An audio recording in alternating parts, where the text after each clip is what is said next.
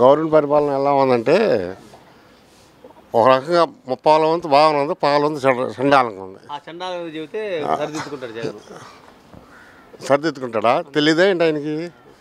ఇంటి పన్ను ఇప్పుడు ఇంటి పన్ను 600 700 వస్తుంది. చెత్త పన్ను నెలకి 1200 ఉంటుంది. 120 రూపాయలు కట్టాలంట.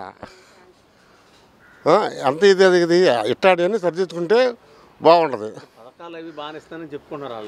ఇస్తున్నారు, ఇచ్చే వాళ్ళకి వస్తున్నాయి, రాని రావట్లేదు. అది దాని ప్రాసెస్ని బట్టి ఉంటుంది, వచ్చే రాంది. ఆర్కే గారు ఎమ్మెల్యేగా ఉన్నాడు, ఆ నాన్నగారు అంటే మినిస్టర్గా ఉన్నారు లోకేష్ బాబు గారు. వీళ్ళిద్దరిలో ఎవరి పనితనం బాగుంది అంటున్నాం. ఎవరి పనితనం అంటే ఎవరి పనితనం వాళ్ళదే. ఇప్పుడు ఆయన అంత గంజి చిరంజీవి గారు 12 ఓట్లతో ఓడిపోయాడు. లోకేష్ గారు మరి ఆయన 4,000 5,000 మరి ముఖ్యమంత్రి కొడుకు ఇక్కడ నుంచుని 5,000 ఓట్లతో ఓడిపోయాడంటే ఆయన అర్థం చేసుకోవాలి. మరి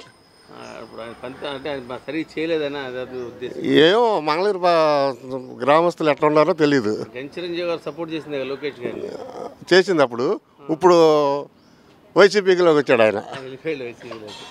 ఈసారి గంజి చిరంజీవి గారు పోయినా కానీ ఆర్కే గారు లోకేష్ గారు నిలబడితే ఎవరు గెలుస్తారు అనుకుంటున్నారు? ఎవరు చెప్పలేము. మాకైతే జనంలో ఉన్న వాడికి బట్టి మామూలు తిడుతున్నారు, ఏదో ప్రభుత్వం తిడుతున్నారు.